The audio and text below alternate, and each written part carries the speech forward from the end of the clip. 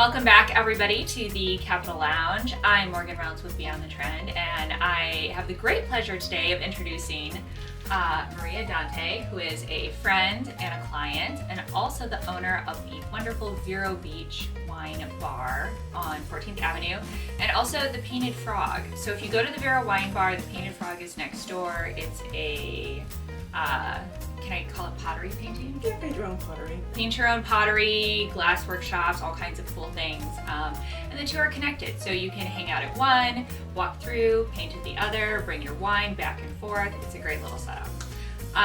So Maria was kind enough today to bring Nate Gray, our friend and sommelier who helps us out sometimes at the wine bar.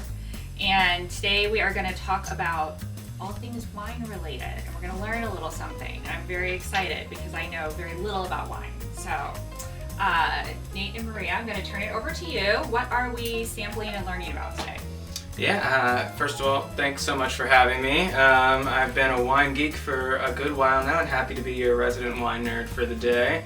I work for Monsieur Touton, so we do wine importing and distributing, and that's sort of how we got our start in making our mark in the industry by cutting out a middleman and being the importer and the distributor, which is not very often the case. And that's sort of transformed in the last decade to where we've gotten a lot more concentrated on domestic product. It's just the simple reality that about 85% of all the wine consumed in the United States is American wine. So as proud of our old world book as we are, we had to get more involved in this game. And there's sort of one guiding philosophy that we started with, and it's this idea that a lot of acclaimed winemakers are famous for some label of wine that you'll heard of before, some cult collectible, some big production thing, whether it be Caymus or Opus One or Heartland Estate or something like that. But almost zero winemakers just make one wine, so they always have passion projects or they work for family wineries doing small production, estate-driven, really special things on the side that are lesser known. And so that's what we've sort of built our American portfolio around, and those are some of the bottles that they picked out for their wine club this month, and that's what we got in front of us. We have a lovely Chardonnay from Napa Valley, from the sub-region within Napa, Carneros. That's the coldest region, and the colder the region in Napa, that's what makes it great for doing white varietals, especially Chardonnay. Chardonnay is a wine that likes a little cooler climate to maintain its acidity. And then we're also going a little bit north to the Willamette Valley of Oregon for a wonderful Pinot Noir as well. So those are kind of the wines. I know I gave them a portfolio to look through recently, and I think you actually went through and spotted these two, so that's what we decided to roll with this month. And yeah, I don't know if you want to talk about that at all. I will get opening one of these up so we can taste this Chardonnay. Yeah, absolutely. So Maria, one of the things that the Vero Wine Bar really kind of focuses on is finding unique bottles that you're not going to find at your local store, that are maybe a little bit buried if you're searching online. So and your wine club every month gets kind of a little bit of an exclusive preview and some special wines before they're available. Yes, we do. At the bar, yeah. So can you tell me kind of why you chose these specifically this month? Absolutely. So as we are turning our portfolio, we are definitely making our mission to go find those gems, those wines that are going to stand out. And having working with Nate and going through his portfolio, and just these two came to my attention as I was reading. Because of their uniqueness, and like Nate said, there's big labels that have those wines that are hidden in the back and that you really don't know about, or you just can't find that easily. So that's really what we want to, hone in and try to bring to our guests at the bar, that experience of trying something new. AXR is a phenomenal winery. They're doing really good wine that has won a lot of attention recently, and so is the Purple Hands. Is one of the best Pinot Noirs I've tasted, just because it has a beautiful length to it. So I just, we thought we could just bring them to our wine club. That's fantastic. Absolutely. Starting with the Chardonnay, I was talking about acclaimed winemakers and doing their side sort of more pet project. AXR is a perfect example of this. It's a Jean Hoflinger. Sounds like a classic French guy. He's actually Swiss. Okay. Swiss-born, very famous winemaker, famous for Schaefer. So Schaefer is obviously one of those multiple hundreds of dollars of bottles, Napa Cult Collectibles, and this is a smaller, very small production project that falls perfectly in line with our greater philosophy too as a wine distributor in the state of Florida, not selling to a lot of the big chain stores, especially like your grocery store shelves, stuff like Walmart and Florida Publix is the big one. So we don't have any of our wines in there, just as an example. And so that's really nice for us to really carve out our niche, working for small independent businesses, whether they be little wine shops or wine bars, things exactly like the Vero Wine Bar. It's absolutely perfect for us. So this Chardonnay, of course, if you dial back the clock a few decades, really oaky Chardonnays was all the rage, especially for the American consumer. Absolutely. Like That's you're literally, all you heard about. yeah, like you're literally drinking wood. And then if you go to France, there's a lot different style of Chardonnay, especially in places like Chablis and Burgundy, where sometimes they use oak, but a lot of times they use no oak at all. It's just steel barrel. It's all about the minerality. So what sort Can I of? ask a quick question? Yes, please. Isn't steel barrel and minerality usually associated with Sauvignon Blanc? Well, so steel barrel is really something that's aged in the majority of white wines. Predominantly will be aged in steel barrel only, and it's actually Chardonnay is really an exception to the rule. Okay. As a wine grape that oftentimes will see a little bit of oak, and increasingly this day and age, what the trend has become is sort of this idea of the kiss of oak. So now what you'll see in a lot of Chardonnays, especially as you move up to a little bit higher end Chardonnays, and this is a perfect example, they want to have some oak complexity in there to really match the Chardonnay's bigger body, but they don't want it to be excessive, where all you're getting is like just oak in your face. Right. And so with this wine in particular, it's less about oak aging in the bottle, and what they do is barrel fermented. So just during the fermentation process, that happens in the oak barrel, and just that alone is able to really get so much complexity out of the stabs of the oak and get you those little notes of vanilla and a little nuttiness and a little baking spices like clove, cinnamon, nutmeg when you think of like Christmas time chai spices. Perfect. So for the that's sort of holidays. in there, but you want it to be like in the background to those beautiful like yellow orchard fruits. And so that's what's going on here for sure. Okay. Gotta get a little sip going for sure. And you've done it to the most perfect temperature, so well done you, for sure. Maria is very particular about serving temperatures for wine. Why does that make a difference? Well, I do know. I just want the expert.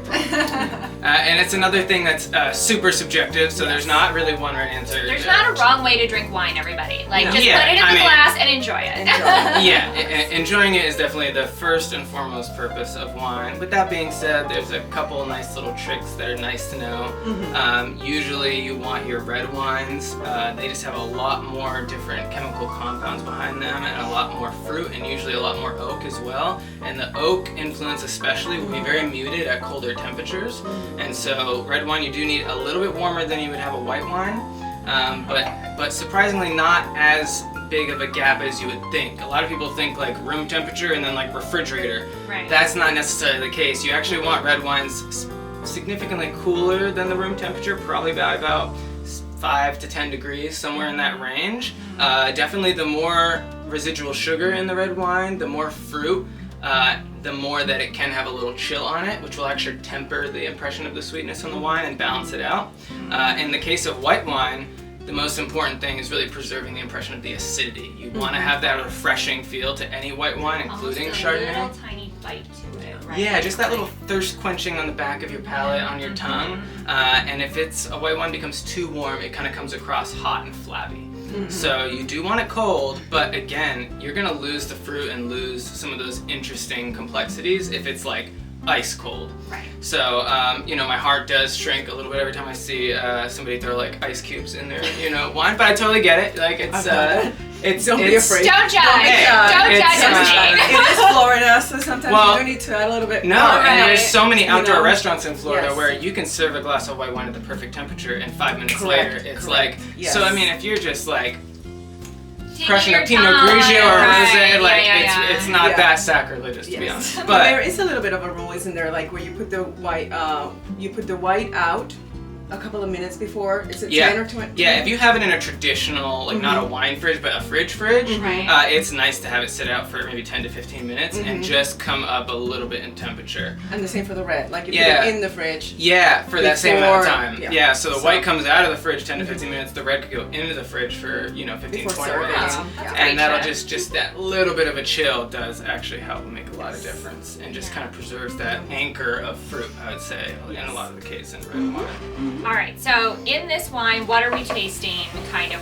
Tell us about the notes. Yeah, so up front, and Chardonnay is a grape that's all about the mastery of it is the balance. It can be a very difficult and finicky grape in the vineyard starting place. So of course the climate and the selection of the vineyards are so important. That's why it's so crucial that for a Napa Valley Chardonnay, the vineyard sourcing is in Carneros, which is a little colder, and we're not going to lose that acidity.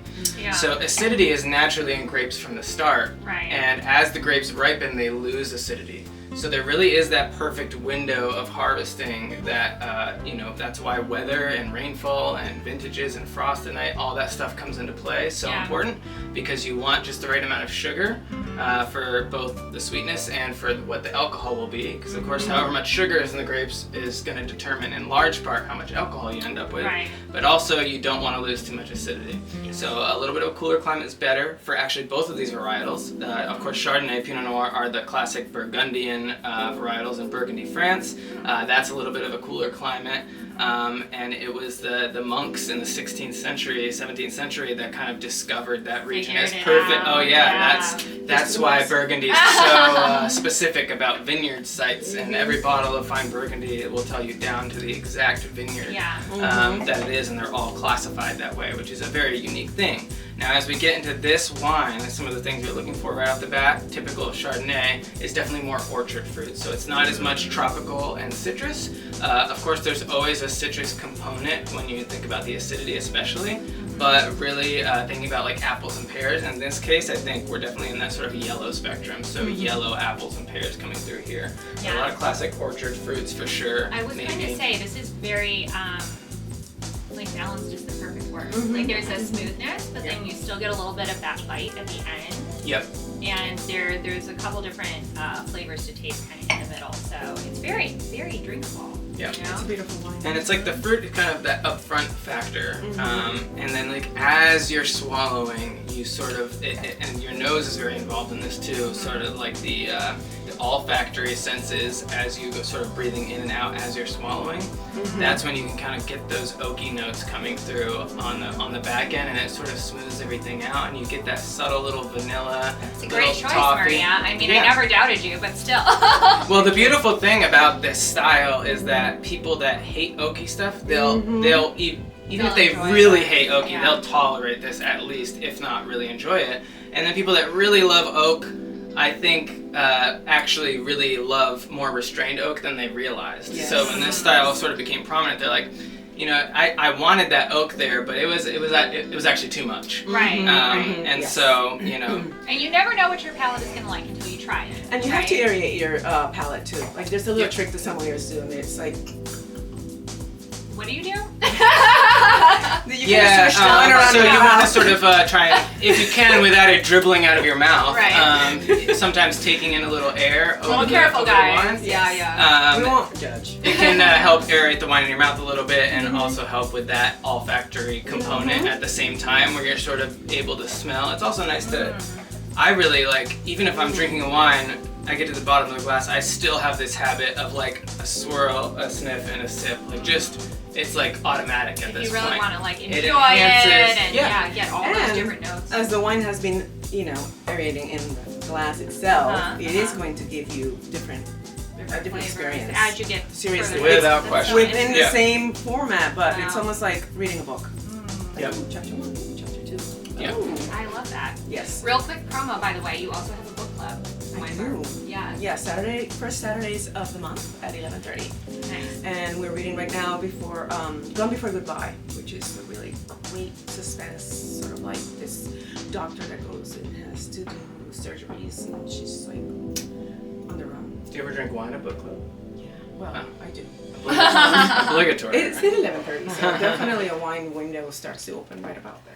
Right. Yeah. You can talk about the book and then open a bottle and then have a Stay little for lunch. pizza. Yeah. Have a little hummus and charcuterie type of thing. Yeah. I feel like it has to liven up the conversation. It's a too. nice way to Yes. spend a Saturday, you know. Everybody's got an opinion about what they're reading, and this just kind of gets, Right. brings it out. You know, I would rather do this, I think, than like a mimosa at that hour of the morning. Because Yes. there's so much sugar in them. Yes, it makes you They super can, sleepy. yeah. Yeah. But you know what we did one time? We did that blind tasting that people would bring their books that they were reading, and we matched them with the wine that we thought would match the book. Like And it was genre like a blind wise. taste. That's Yeah. so funny that you say that. I love it. That's very cool. Yeah. That was fun. I mean, as I was just talking about the sniffing and sipping, I was thinking maybe, to somebody that's maybe more of a lay person with wine, it sounds like a snobby thing to sit there and like you're smelling and, Yeah. pontificating about what's in the wine. But there is something intellectual. It's a thinking beverage, both with the smelling and the tasting. And that really comes down to the fact of how incredibly complex it is chemically. Wine is one of the most chemically complex things on planet Earth in terms of just how long the molecule strands are, literally, and a lot of that comes down to fermentation and the fact that it's a vineyard fruit. There's something much more complex about vineyard fruit than there is about like orchard fruit, for example, or berry fruit. Like if you try to make a wine out of strawberries, it tastes like strawberries. If you make a wine out of blueberries, it tastes like blueberries.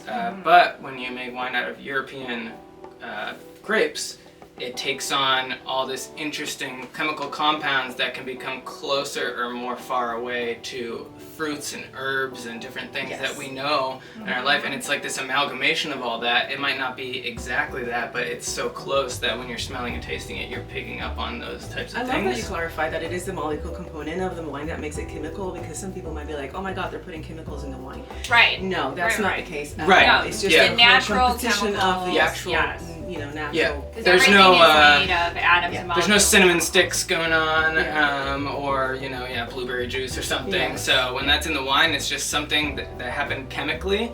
There's a similarity between the chemistry in the wine and the chemistry that's inside of that fruit, or the chemistry that's inside of that rock, because it is certainly minerality. Sometimes you can really distinguish like a gravelly minerality from like a Yes. slate minerality or Yes, something. we actually have a wine at the bar right now that honestly, every time I sip that wine, it is like walking in the forest. Really? I can Which just, wine if you is close that? your, Tell the people. Okay. We'll find it. I just had it last We'll night. insert it. Which one is it?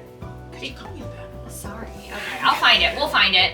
beautiful. We'll recommend it. But I think to that point, wine kind of sets a mood, right? Yes. So the wines that you choose kind of set a mood for your event or your dinner or whatever it is that you're doing. Yes, I'm sorry to interrupt. No, you're fine. But can you explain very briefly how to tell if the wine is actually bad or if it's just that you don't like it?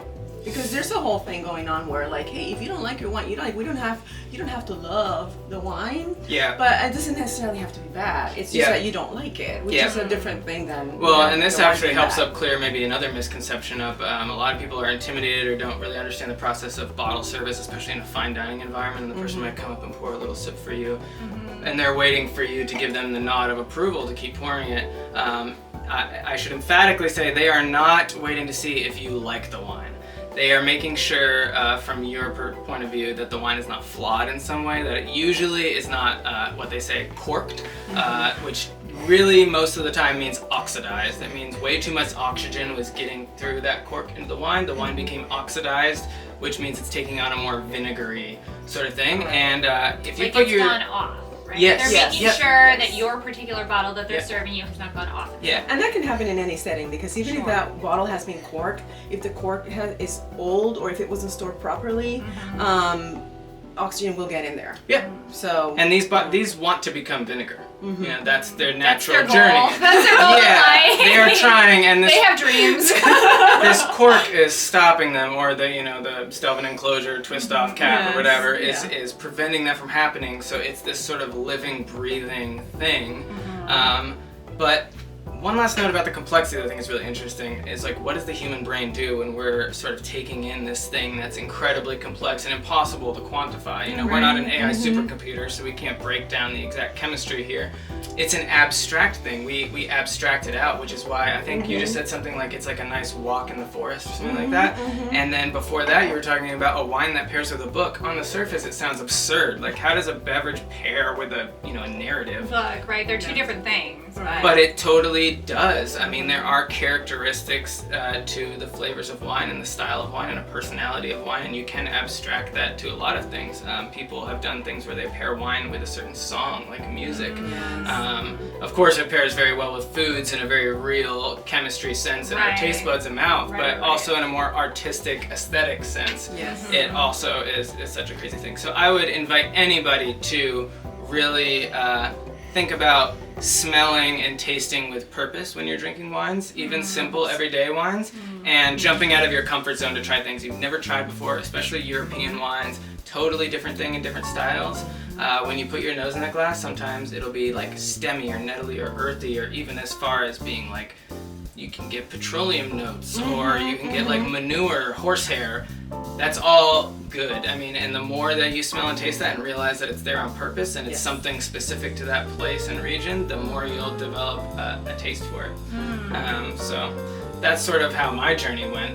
You know, I started like anybody drinking like sweet Rieslings and Moscato, and it's like, oh, I can tolerate that. And then before I knew it, I was like smelling the, you know, most manure-smelling Saint-Emilion and the Bordeaux, and I was like, man, that's amazing. Start there, everyone. We don't want to scare you off. You certainly don't, no. But for the sake of time, we probably have to move on to our Pinot Noir. So yes, I know. Here, everybody, this is so good. Cheers, and let's finish off our whites here. Yes. Beautiful. I know you can start tasting those other flavors that he had talked about, those notes, the aromas and everything that have developed a little more. I think my experience was that it was much more appley, and it was just delicious. Now I would recommend you have this, like say you're having Thanksgiving, you can have it with like beautiful mashed potatoes, or have it. And if I may, this is actually a wonderful opportunity. I might just use this cup if that's okay. That's totally to share a little tip. If you're switching from one wine to another, especially from white to red or red to white, do not rinse your glass with water. I mean, it's not the end of the world. But in a perfect world, I would actually pour a little bit of this wine to rinse the glass with. Good tip. And even just a few drops of a Chardonnay in the glass will definitely impact the flavor of Pinot Noir. So this is a good opportunity to just swirl that around pretty vigorously. Vigorously. Yes. It's gonna go right out the top. And dump that guy out. That would be kind of fun. It would not be fun for my carpet. This go wild. Maria's like, let's just trash the joint. It's fine. I love it. So as we go up to the Willamette Valley of Oregon here, there's a very, almost a similar thing going on to I was speaking about how the trend has changed with this sort of kiss of oak, and it's sort of splitting the difference of styles between what was traditional American and traditional French. You may notice that Oregon wine wasn't that big of a deal even as much as 5 to 7 years ago, and then it kind of like blew up recently. And that's because it was sort of discovered and appreciated by the consumer base and by the market that it is the perfect climate for Pinot Noir right now. Climate change has a little bit to do with that as well. As it gets warmer, California, there's fewer and fewer places in California that can grow Pinot Noir effectively. And so you go a little bit more north and it's a little colder, and all of a sudden Oregon is really killing it and making incredible Pinot Noir. And so also, we're sort of splitting the difference again between the more fruitier, juicier styles of California and then the more sort of earthy and powerful, robust styles of Burgundy. This finds a really nice balance right in the middle. This is winemaker Cody Wright of Purple Hands. And shameless plug, this wine in particular was on the Wine Spectator Top 100, which makes it an obvious choice and an incredible value as well. Like, you could find this for under $50. So getting a Wine Spectator Top 100 wine for under $50 is an absolute steal. So this is just a great representation of what the best of like a small production Willamette Valley Pinot has to offer. And the choices were on purpose. You know, we do kind of go ahead and do our research, and we educate ourselves in what we're presenting to our guests. And I wanted not only to have contrast, but also present something that was really, like he said, under $50. Pinot Noir, fabulous. So like an elevated wine that isn't going to break the bank. Yes. Because you are going to want to buy more than one bottle for your gatherings. Of course, yes. So at least 3. Put it together. Put it together for the parties. Yeah. Absolutely. Yeah, there's really when you are willing to get out of that baseline price range of like, I only want to spend 20 or less on a bottle.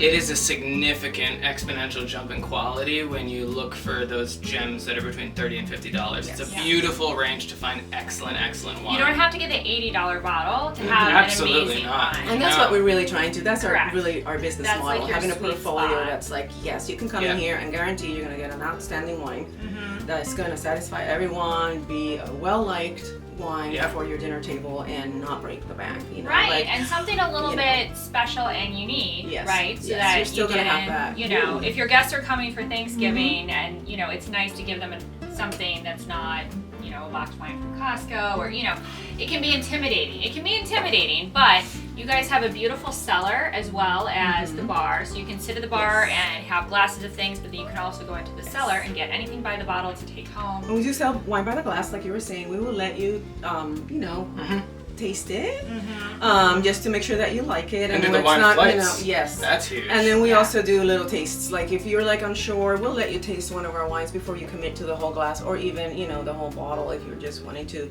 you know, you get a few tastes to see where you're at. We'll guide you wherever you are in your wine journey. So that's really what we're trying to, you know, do. Yeah, and it's nice to have somebody who kind of will like help talk you through things and stuff, because And if you David, just go, it's not here, but he loves it. He loves it. Yes. He loves it. Husband David, the other owner, yes, you can sit and chat with him for hours at the bar about these things. Nate, why do we swirl? Yeah. Oh, we swirl to get a little oxygen on the wine. It helps aerate the wine, and that softens the impression of the tannins. As well as when you very first open a wine, there also might be a little bit of alcohol vapors that kind of can blow off by getting a little oxygen. So even just that first few minutes can be night and day. Of course, the wine fully opens up after like maybe 15 to 20 minutes, and that's when maybe you would decant a wine if it really needed that much time, or even longer. But really just a few little swirls, and within that first few minutes, a wine really opens up and transforms, and it is what it should be, basically. Yeah, so when you get that wine, don't, you know, don't just Give it a sec. Give it a minute. Give it a sec. Yeah, just don't judge it right off the first Right, sip. right. Like, I mean, Sip it a few times, let it linger. It's such a, you know, your next best friend. You don't Well, want to here, judge let's have a it. cheers. Absolutely. Cheers, Yes. everyone. Cheers, This is cheers. great. To the holiday season and great wine. As a last thought on this wine, their winemaking philosophy is a thing in the trade that's called reductionist, and that's sort of the idea. Like, you really have an aesthetic eye, so I think you'd appreciate this. It reminds me of a famous quote that the mark of a good design is not when there's nothing left to add, but when there's nothing left to take away.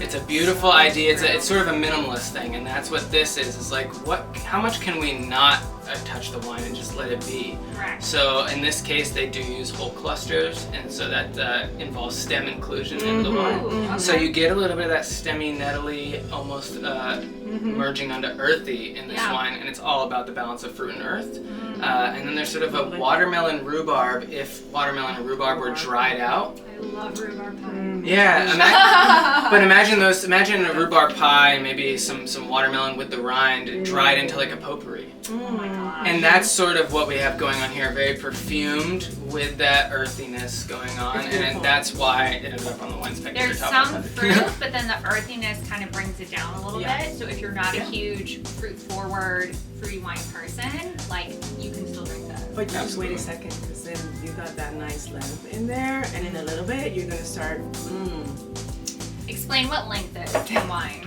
Yeah, length is, when people say length or finish, they're just talking about how long does the beauty of the wine's palate stay on your palate after you've swallowed.